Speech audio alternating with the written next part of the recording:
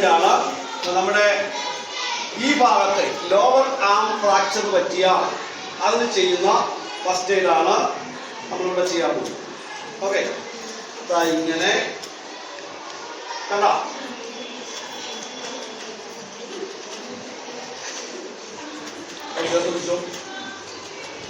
കണ്ടല്ലോ, ഇവിടെയാണ് നമ്മൾ കെട്ടുന്നത്. ഈ കെട്ടിനെ വിളിക്കുന്ന പേര് റീഫ് നോട്ട് എന്നാണ്. റീഫ് നോട്ട് കെട്ടാൻ കാര്യം ഇത് എളുപ്പം അഴിക്കാൻ വേണ്ടിയാണ്. അല്ലാതെ നിങ്ങൾ അങ്ങോട്ട് വലിച്ചു മുറുക്കി തോന്നി കൂടെ കെട്ടി വെച്ച് കഴിഞ്ഞാൽ രോഗിക്ക് സമയമാകുമ്പോൾ അഴിക്കാൻ പറ്റാതെ. ഓക്കെ, ഇപ്പൊ ഇവിടെ പോയിന്റ് നോക്കിയേ, വെറുതെ എടുക്കല്ലേ, ഇത് ഫ്രീ ആയിട്ട് കിടക്കുക. ഈ സാധനം നമ്മൾ മടക്കി ഇവിടെ പിൻ ചെയ്യും. പിൻ ചെയ്യണമെങ്കിൽ എന്ത് വേണം? അത്യാവശ്യം ഒരു സേഫ്റ്റി പിൻ കയ്യിലുണ്ടാകണം.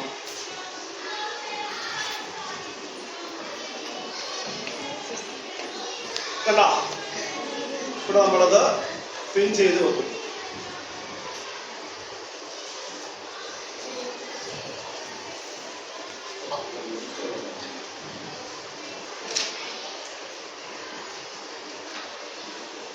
കണ്ട, ആ പോയിന്റ് മടക്കി നമ്മളകത്തേക്ക് വെച്ചു. വൃത്തിയായല്ലോ. അല്ല, ഇനി എന്ത് ചെയ്യണം? ഈ രോഗിയെ ഹോസ്പിറ്റലിൽ കൊണ്ടുപോകണം. നമ്മളിവിടെ ചികിത്സിച്ചോ? ഇല്ല. നമ്മൾ ഇത് അനക്കം പറ്റാതിരിക്കാൻ വേണ്ടി അവിടെ എന്ത് ചെയ്തു? ഒരു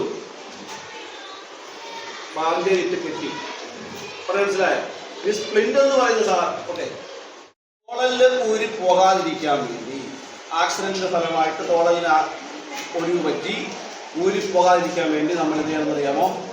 അയാളെ കൊണ്ട് തന്നെ ഈ കൈ ശരീരത്തോട് ചേർത്ത് പോകണം. അല്ല, ചേർത്ത് വെച്ചല്ലോ. ചേർത്ത് വെച്ചിട്ട് നമ്മൾ നേരത്തെ ചെയ്തതുപോലെ ഈ പോയിന്റ് ഇത് മുകളിലൂടെയാണ് ഇടുക. കണ്ടോ പോയിന്റ്? കണ്ടോ പോയിന്റ്? കണ്ടോ? എന്നിട്ട് ഇത് ഇവിടെ ഇങ്ങനെ കിടക്കും. പുറകിലൂടെ കൊണ്ടുവന്ന് മുറുക്കി കെട്ടുന്നു. ഏത് കെട്ടാണ്? Reef not. ബാൻഡേജ് ഏത് കെട്ടിയാലും റീഫ് നോട്ടാണ്. ഓക്കെ, റീഫ് നോട്ട് കെട്ടുന്നു. ഇവിടെ ഇതുണ്ടല്ലോ, ഇതെല്ലാം കൂടെ ഒതുക്കി ഇവിടെ എന്ത് ചെയ്യണം? പിന്നുകൊണ്ട് ഒതുക്കണം. അപ്പൊ ഇതിവിടെ ഉറച്ചിരിക്കും. കൈ ഇവിടെ ഇരിക്കണം. മനസ്സിലായോ? ഇവിടെ കിട്ടിയാ പരിക്കേൽക്കുന്ന അവസരങ്ങളിൽ, ഇപ്പൊ തലയ്ക്ക് മുകളിലാണ് പരിക്കേൽക്കുന്നതെങ്കിൽ ഇത് ഫ്രാക്ചർ അല്ല, മുറിവുണ്ടാവുന്ന സമയത്ത് നമ്മൾ അവിടെ ഒരു ബാൻഡേജ് വയ്ക്കും. അതിനുശേഷം തല നിരവിട്ടു. ഓക്കെ, ഇത് നമ്മൾ എപ്പോഴും ചെയ്യുമ്പോൾ ശ്രദ്ധിക്കണം. കണ്ടല്ലോ, ഇതിന്റെ ഇത് കണ്ടോ? ആ പോയിന്റ് താഴേക്ക് കിടക്കുന്നുണ്ടോ?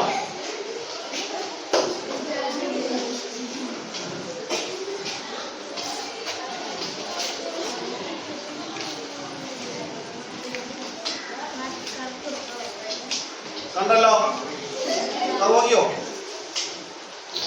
കണ്ട, ഇത് നമ്മളിത് ഈ ബാക്കി വരുന്ന സാധനം ഫ്രണ്ടിലാണ് കൊണ്ടുവന്ന് കെട്ടേണ്ടത്. അങ്ങനെ കെട്ടുമ്പോൾ ഇനി ഇവിടെയാണ് മുറിവെങ്കിൽ ഈ സൈഡിൽ കിട്ടും, ഇവിടെയാണ് മുറിവെങ്കിൽ ഈ സൈഡിൽ കിട്ടും. അല്ല, മുറിവിന്റെ മണ്ടയ്ക്ക് വെച്ചല്ല കെട്ടേണ്ടത്. ഓക്കെ,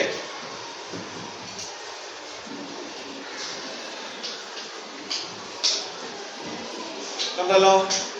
എന്നിട്ട് ഈ വാല് മുകളിൽ കൊണ്ടുവന്നിട്ട് ഇത് ഇതും കൂടെ വെച്ചിട്ട്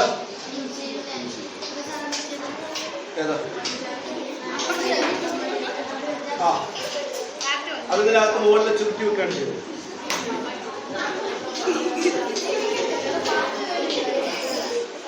ഓക്കെ, മനസ്സിലായോ? ഇതിന്റെ ബേസ് അടിയിൽ വേണം. കണ്ടോ? എന്നിട്ട് ഈ അടിയിലുള്ള ഇത് ക്രോസ് ചെയ്ത് വലിക്കണം. കണ്ടോ? ക്രോസ് ചെയ്ത് വലിച്ചു. ഇവിടെ നമ്മൾ കൊണ്ടുവന്നിട്ട് കേട്ടോ, ഏതിട്ട് റീഫ് നോട്ട്. കുറുക്കുള്ള എന്താ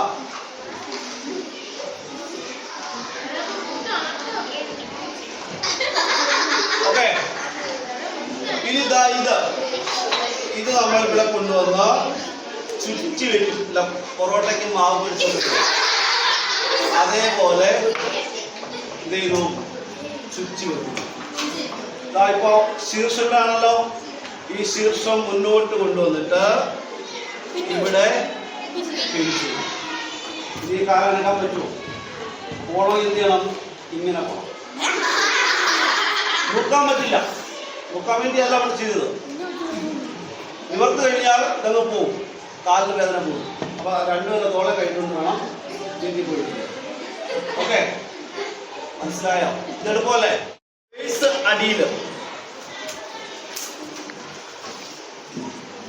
പോയിന്റ് മുകളിൽ കണ്ടല്ലോ. ബേസ് അടി വെച്ചിട്ടുണ്ടോ? അടി വെച്ചിട്ട് ഇത് നമ്മൾ ക്രോസ് ആയിട്ട് വലിക്കും. കണ്ടോ? ക്രോസ് ആയിട്ട് വലിച്ചിട്ട് മുകളിൽ കൊണ്ടുവന്ന് കെട്ടി റീഫ് നോട്ട് കിട്ടുന്നു.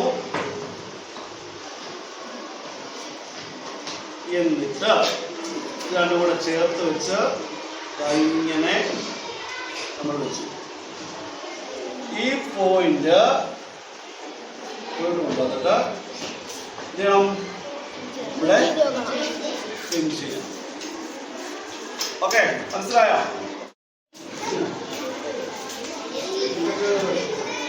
ബേസ് അടിയില് ഓക്കെ. യെസ്, ക്രോസ് വലിച്ചു കൊണ്ടുവന്ന് അല്ല ഓക്കെ വലിച്ചോ. ഒഴുകി ഒന്നും കൂടെ വെക്കുക. ഇത് രണ്ടുകൂടെ ചേർത്ത് വെച്ചിട്ട്